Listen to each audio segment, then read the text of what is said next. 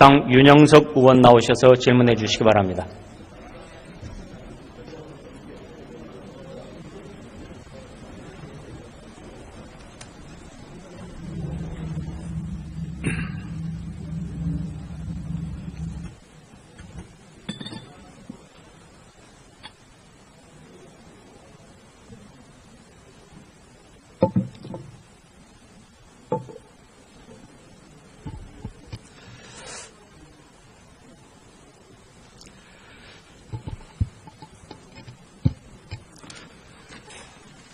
존경하는 국민 여러분, 북한의 6차 핵실험과 ICBM 성공으로 북한 비핵화의 믿음은 사실상 깨어졌습니다. 외교 안보의 대전환이 필요합니다. 국무총리께 질의하겠습니다.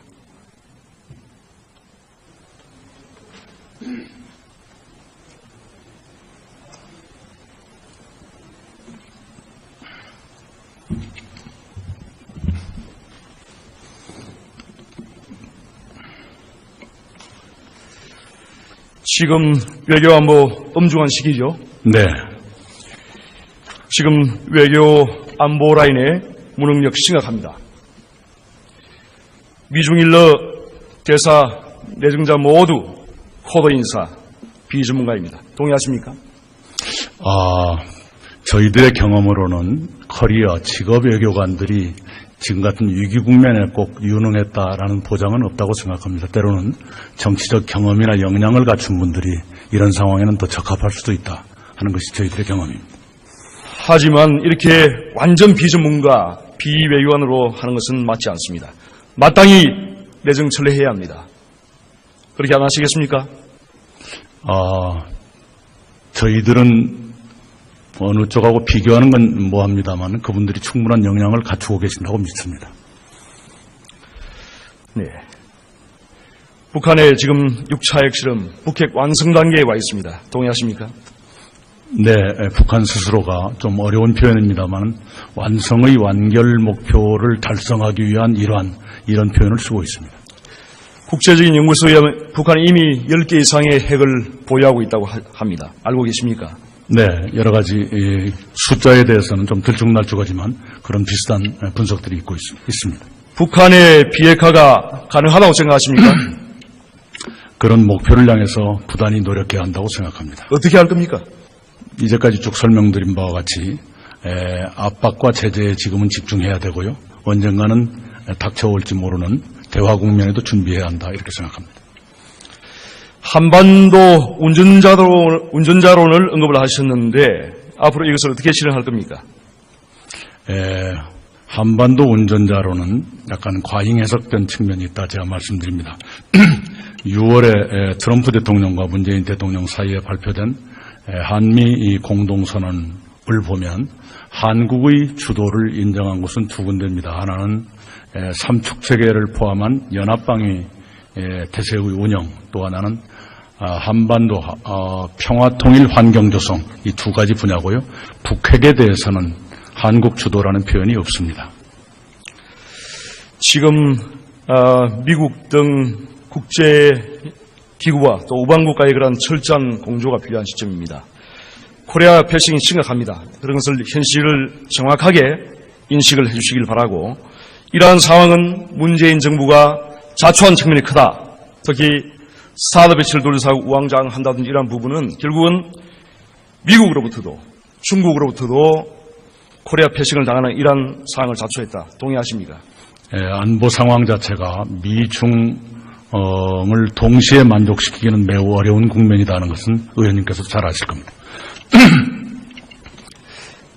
문재인 대통령께서 7월 초에 베를린 선언에서 평화협정을 언급을 했습니다. 평화협정 결국 주한미군 철수로 귀결될 것입니다. 앞서 총리님 답변에서 역대 정부 합의서에 평화협정이란 말이 들어가 있다 이렇게 말씀하시는데 어디에 들어가 있습니까? 이런 것이. 평화협정은 그동안의 우리 역대 정부의 대북 정책 가운데 최종적인 목표 중에 하나로 거론된 것이 여러 번 있었습니다. 평화협정이란 말이 들어간 것은 없습니다. 역대 대통령이 공식적으로 평화협정을 언급한 것은 처음입니다. 알고 계십니까? 그렇지 않을 겁니다. 정확하게 그거는 네네. 사실관계를 호도하면 안 됩니다. 확인해 보겠습니다. 평화체제라는 표현도 들어가 있습니다. 평화체제와 평화협정은 전혀 다른 것입니다. 다르지 않을 겁니다. 평화협정은 피스 트리티를 말하는 겁니다. 평화체제는 아주 일반적인 그런 것을 말하는 것이고요. 그래서 전혀 다른 얘기입니다. 별개의 얘기입니다. 그것을 정확히 알아주시고 결코 사실관계를 호도하면 안 됩니다. 그렇지가 않습니다. 평화체제도요. 일반적인 레토릭으로서의 평화체제는 평화로운 평화협정은 다른 겁니다. 잠깐만요. 발언 시간 뺏지 않습니다. 일반적인 레토릭으로서의 평화체제는 평화로운 상태를 뜻할 수 있지만 평화협정에 기반한 체제라면 그것은 당연히 평화협정이 기반이 돼야 하는 그런 체제를 평화체제라고 부릅니다. 평화협정을 지금 정확히 모르시고 제가 보기에는 사실관계를 좀 호도하고 있습니다. 그래서 그러한 부분에 대해서 정확히 사실관계를 파악을 해주시길 바랍니다. 네. 김정은도 조만간 핵미사일 완성을 선언하고 미국과 평화협정을 체결할 것을 주장할 것이고 또한 미군 철수를 요구를 할 것입니다. 북한의 완전한 비핵화 없이 평화협정은 불가합니다. 동의하십니까? 그렇습니다. 문재인 대통령께서 베를린 선언에서 김대중 정부의 6.15 선언, 노무현 정부의 14선언을 계승하고 이행하겠다고 했습니다. 결국은 경제협력의 미명 아래 퍼주기를 계속하겠다는 것 아닙니까? 경제협력이 평화를 담보하는데 유용하다 그러면 그것을 회피할 이유는 없다고 생각합니다. 우방국과 유엔은 지금 북한에 대한 강한 제재와 압박을 시행을 하고 있습니다. 이렇게 대통령의 중요한 선언에서 엇박자로 이렇게 가니까 코리아 패싱 하는 거 아닙니까? 코리아 패싱은 있지도 않고 있을 수도 없다고 생각합니다. 북한이 비핵화하지 않는 이상 퍼주기를 해서는 안 됩니다. 동의하십니까? 논의가 어느 단계에 갈 것이냐에 따라서 전략적인 판단이 있을 수 있다고 생각합니다. 총리께서는 북한의 핵무기 사용 가능성이 별로 없다는 취지로 말씀하셨는데 자꾸 의도적으로 북한 핵의 그러한 폭력성을 축소해서는 안 됩니다. 지난 6차 핵실험 때도 폭발력을 우리 정부만 50킬로톤대로 발표를 했고 미국, 중국, 일본 모두 100킬로톤 이상으로 다 발표를 했습니다. 의도적으로 축소하는 것 아닙니까? 그 핵 폭발 시의 이 지진의 규모의 측정은 측정 장소, 측정 방식, 그 다음에 위력의 계산 방식에 따라 다릅니다만은 계속 우리 한국은 CTBTO 방식으로 해오고 있고 늘 미국이나 일본보다는 약간씩 낮았었습니다. 이번에도 그랬었고요. 단지 CTBTO에 비해서 이번은 0.3 정도의 차이가 있었는데 그것은 지금 분석 중에 있습니다. 그러한 기준을 적용하더라도 굉장히 축소된 겁니다, 이게. 그리고 2차 인공지진에 대해서도 발표를 하지 않았습니다. 그리고 지난번에는 탄도미사일을 방사포라고 했죠. 이런 것이 결국은 북한의 핵 위력을 의도적으로 축소하는 것이다. 저는 이렇게 생각하고 있습니다. 의도적으로 축소해서 뭐 하겠습니까? 축소가 가능하지도 않고요. 그런 일은 그렇지 않으면 이렇게 할 리가 없는 것이죠. 거듭 말씀드리지만 지진 규모의 측정은 측정 장소, 측정 방식에 따른다는데 우리의 방식은 예전부터 미국, 일본보다는 작게 나왔습니다. 이번에도 앞으로 이러한 부분에 대해서 국민들께서 정확한 정보를 알 수 있도록 의도적인 축소나 이런 것을 의도적으로 축소하는 건 불가능한 일입니다. 네. 네. 앞서 그 답변 시에 전작권 전환과 관련해서 박근혜 정부에서도 이런 것을 추진했다 이렇게 말씀하셨는데 박근혜 정부에서는 전작권 전환에 있어서 북핵에 대한 해결과 북핵에 대한 대응 태세가 완비될 때 전작권 전환을 하겠다고 했습니다. 현 정부의 지금 전작권 전환 정책과 전혀 다릅니다. 그때 이루어진 세 개의 조건, 그것이 그대로 답습되고 있습니다. 그러면 북핵에 대한 완벽한 대응 태세가 확립될 때 전환하실 겁니까? 예, 세 가지가 있죠. 북핵에 대한 대응 태세, 그다음에 주변 정세의 안정화 여부, 그런 것들이 모두 포함돼서 그 조건에 따라서 조기 환수한다. 이렇게 돼 있는 것은 조기 환수한다는 것이 이러한 그 전제 조건이 성립되지 않는 것을 전제로 하는 거 아닙니까? 그렇지 않습니다. 조건이라는 것이 앞에 붙어가지고 그 문장은 전혀 변함이 없이 6월 한미 정상회담 공동선언에 그대로 답습되고 있습니다. 박근혜 정부의 그 전작권 전환 정책과 동일하다고 생각하면 됩니까? 동일합니다. 2013년 거하고 동일하다고. 언제까지 이러한 그 북핵에 대한 해결과 대응 태세를 확립을 하실 겁니까? 현재로서 한미 간에 합의가 있지 않는 한 그것은 변경하기 어렵다고 생각합니다. 아니, 제 질문에 대해서 정확히 말씀하십시오. 그러니까 북핵에 대한 그 해결과 문제는 대응 태세 확립을 네. 언제까지 그러니까 그걸 하시라는 그런 조건을 언제라고 시한을 박을 수 있다면 한미 간의 공동선언이 그런 식으로 되지 않았겠죠. 대응 태세가 확립될 때 전환하신다는 거죠. 물론입니다. 한미 간의 북핵에 대한 합의를 우리가, 해결과 지킬 수밖에 없습니다. 북핵에 대한 해결은 결국 비핵화입니다. 그렇지 않습니까? 네.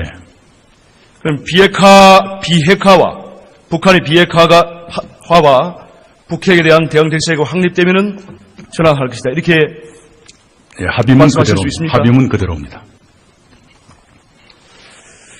지금 우리 국민의 68%가 전술핵 재배치 찬성하고 있습니다.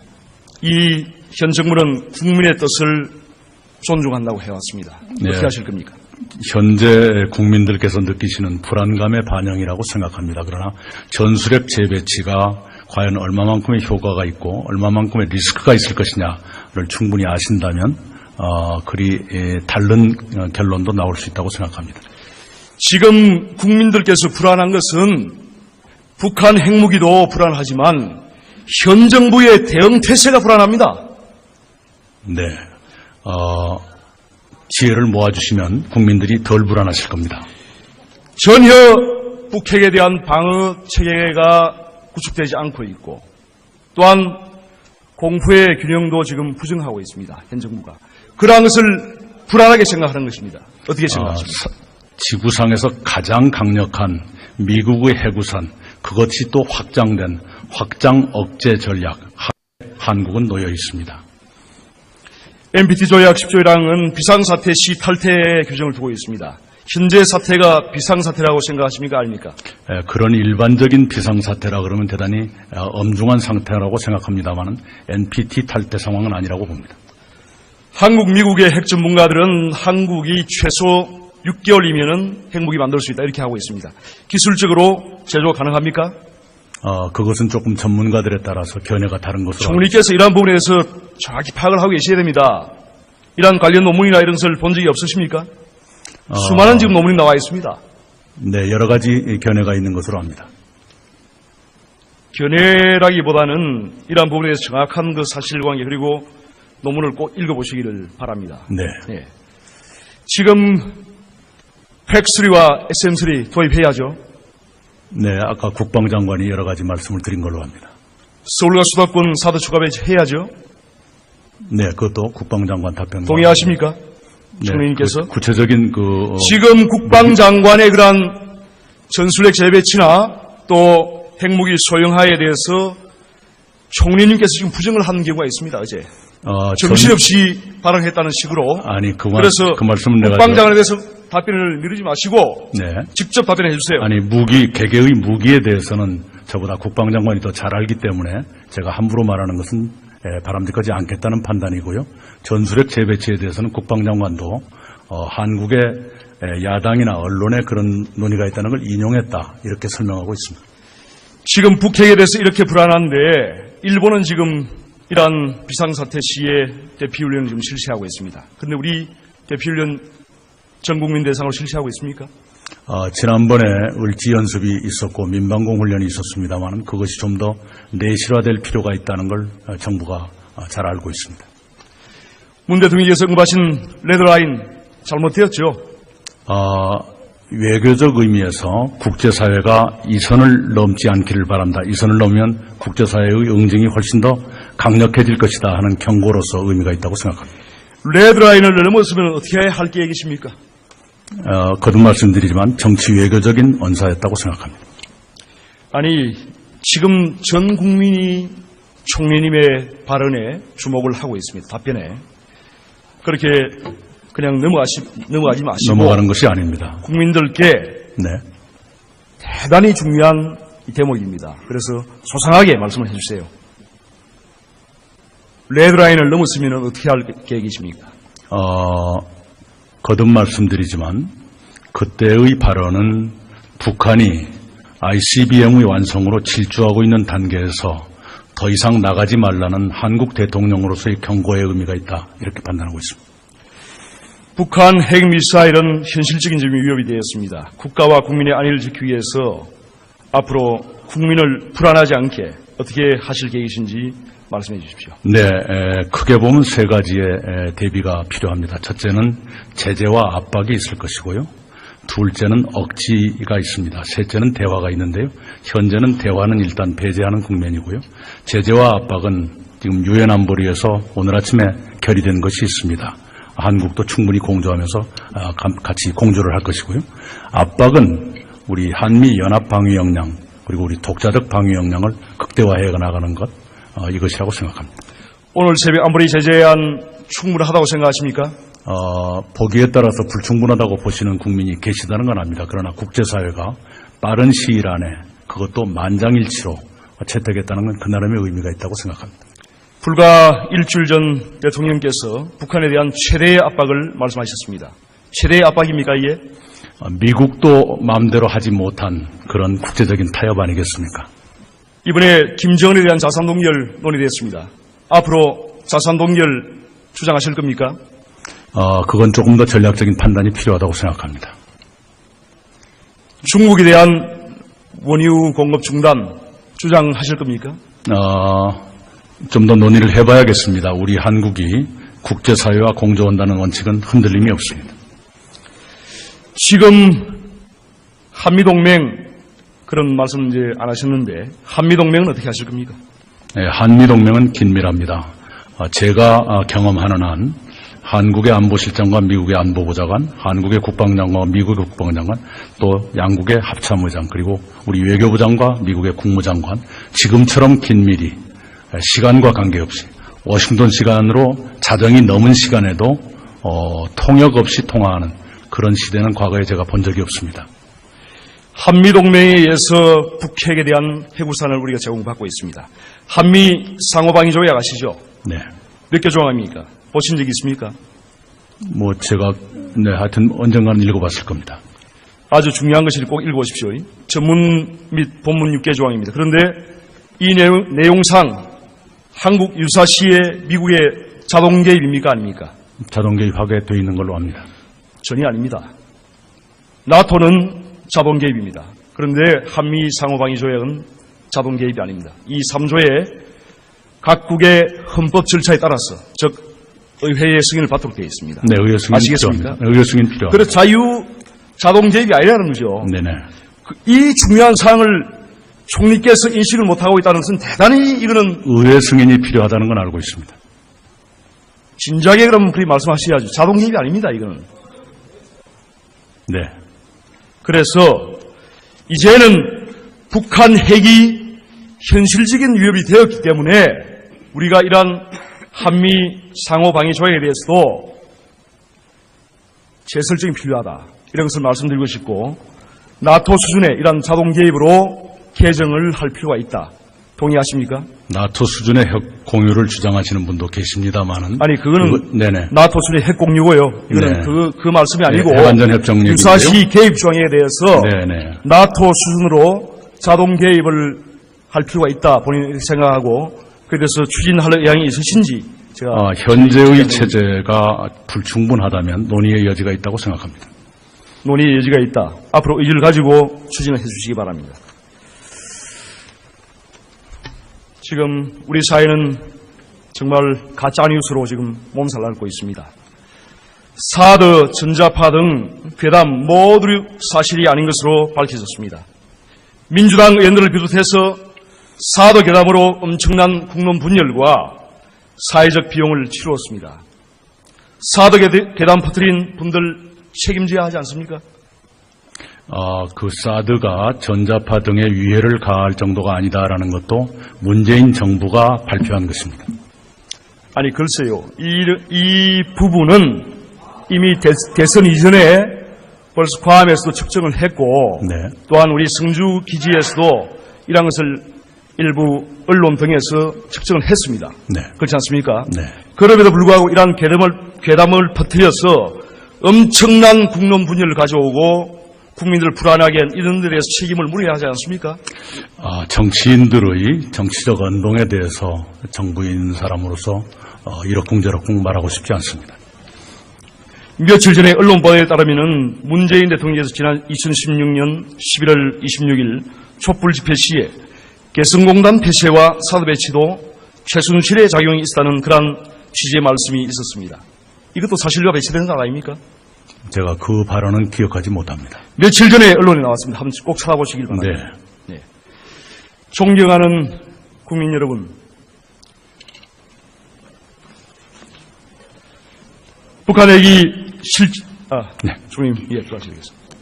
북한에게 실질적인 위협이 되었습니다. 국가와 국민의 안위를 위한 전술핵 재배치, 다층 방어체계 구축, 굳건한 한미동맹을 위한 외교 안보 정책의 대전환을 정부에 촉구합니다. 경청해 주셔서 감사합니다. 당 윤영석 의원 나오셔서 질문해 주시기 바랍니다.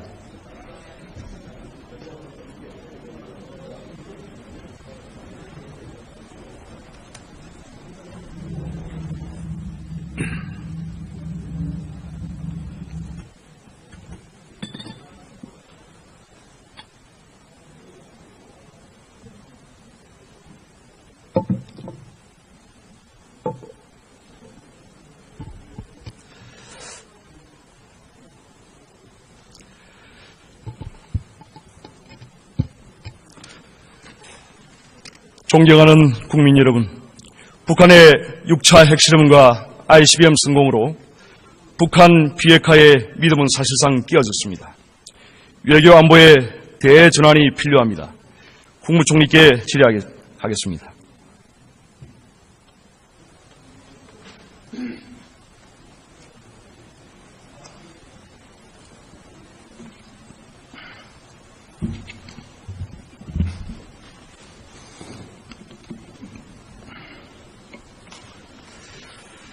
지금 외교안보 엄중한 시기죠. 네. 지금 외교 안보 라인의 무능력 심각합니다. 미중일러 대사 내정자 모두 코드 인사 비전문가입니다. 동의하십니까?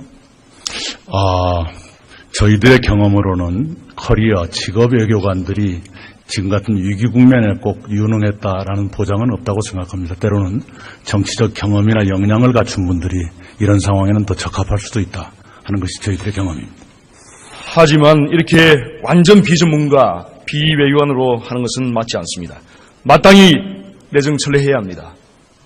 그렇게 안 하시겠습니까?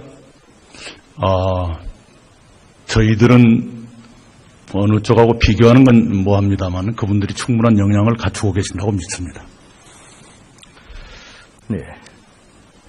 북한의 지금 6차 핵실험, 북핵 완성 단계에 와 있습니다. 동의하십니까? 네, 북한 스스로가 좀 어려운 표현입니다만 완성의 완결 목표를 달성하기 위한 이런 표현을 쓰고 있습니다. 국제적인 연구소에 의하면 북한이 이미 10개 이상의 핵을 보유하고 있다고 합니다. 알고 계십니까? 네, 여러 가지 숫자에 대해서는 좀 들쭉날쭉하지만 그런 비슷한 분석들이 있고 있습니다. 북한의 비핵화가 가능하다고 생각하십니까? 그런 목표를 향해서 부단히 노력해야 한다고 생각합니다. 어떻게 할 겁니까? 이제까지 쭉 설명드린 바와 같이 압박과 제재에 지금은 집중해야 되고요. 언젠가는 닥쳐올지 모르는 대화 국면에도 준비해야 한다 이렇게 생각합니다. 한반도 운전자론을 언급을 하셨는데 앞으로 이것을 어떻게 실행할 겁니까? 한반도는 불가합니다. 동의하십니까? 그렇습니다. 문재인 대통령께서 베를린 선언에서 김대중 정부의 6.15선언, 노무현 정부의 14선언을 계승하고 이행하겠다고 했습니다. 결국은 경제협력의 미명 아래 퍼주기를 계속하겠다는 것 아닙니까? 경제협력이 평화를 담보하는데 유용하다 그러면 그것을 회피할 이유는 없다고 생각합니다. 우방국과 유엔은 지금 북한에 대한 강한 제재와 압박을 시행을 하고 있습니다. 이렇게 대통령의 중요한 선언에서 엇박자로 이렇게 가니까 코리아 패싱을 하는 거 아닙니까? 코리아 패싱은 있지도 않고 있을 수도 없다고 생각합니다. 북한이 비핵화하지 않는 이상 퍼주기를 해서는 안 됩니다. 동의하십니까? 논의가 어느 단계에 갈 것이냐에 따라서 전략적인 판단이 있을 수 있다고 생각합니다. 총리께서는 북한의 핵무기 사용 가능성이 별로 없다는 의도로 취지를 말씀하셨는데 자꾸 의도적으로 북한 핵의 그러한 폭력성을 축소해서는 안 됩니다. 지난 6차 핵실험 때도 폭발력을 우리 정부만 50킬로톤대로 발표를 했고 미국, 중국, 일본 모두 100킬로톤 이상으로 다 발표를 했습니다. 의도적으로 축소하는 건 아닙니까? 그 핵 폭발 시의 이 지진 평화협정은 그동안에 우리 역대 정부의 대북 정책 가운데 최종적인 목표 중에 하나로 거론된 것이 여러 번 있었습니다. 평화협정이라는 말이 들어간 것은 없습니다. 역대 대통령이 공식적으로 평화협정을 언급한 것은 처음입니다. 알고 계십니까? 그렇지 않을 겁니다. 정확하게 그거는 사실관계를 호도하면 안 됩니다. 확인해 보겠습니다. 평화체제라는 표현도 들어가 있습니다. 평화체제와 평화협정은 전혀 다른 것입니다. 다르지 않을 겁니다. 평화협정은 피스 트리티를 말하는 겁니다. 평화체제는 아주 일반적인 그런 것을 말하는 것이고요. 그래서 전혀 다른 얘기입니다. 별개의 얘기입니다. 그것을 정확히 알아주시고 결코 사실관계를 호도하면 안 됩니다. 그렇지가 않습니다. 평화체제도요. 일반적인 레토릭으로서의 평화체제는 평화로운 평화협정은 다른 겁니다. 잠깐만요. 발언 시간 뺏지 않습니다.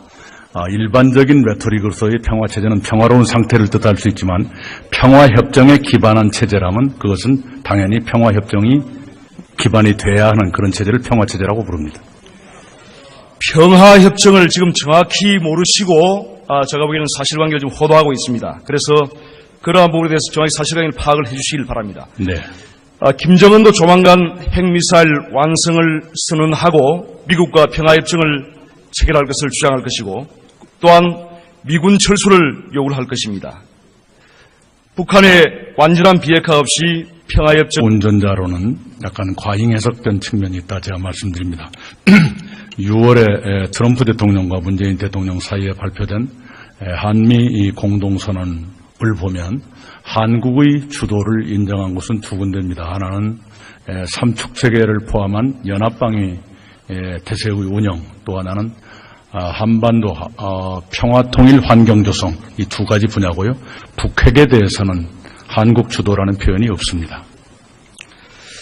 지금 미국 등 국제기구와 또 우방국가의 그런 철저한 공조가 필요한 시점입니다. 코리아 패싱이 심각합니다. 그런 것을 현실을 정확하게 인식을 해주시길 바라고 이러한 상황은 문재인 정부가 자초한 측면이 크다. 특히 사드 배치를 둘러싸고 우왕좌왕한다든지 이러한 부분은 결국은 미국으로부터도 중국으로부터도 코리아 패싱을 당하는 이러한 상황을 자초했다. 동의하십니까? 안보 상황 자체가 미중을 동시에 만족시키기는 매우 어려운 국면이라는 것은 의원님께서 잘 아실 겁니다. 문재인 대통령께서 7월 초에 베를린 선언에서 평화협정을 언급을 했습니다. 평화협정 결국 주한미군 철수로 귀결될 것입니다. 앞서 총리님 답변에서 역대 정부 합의서에 평화협정이란 말이 들어가 있다. 이렇게 말씀하시는데 어디에 들어가 있습니까?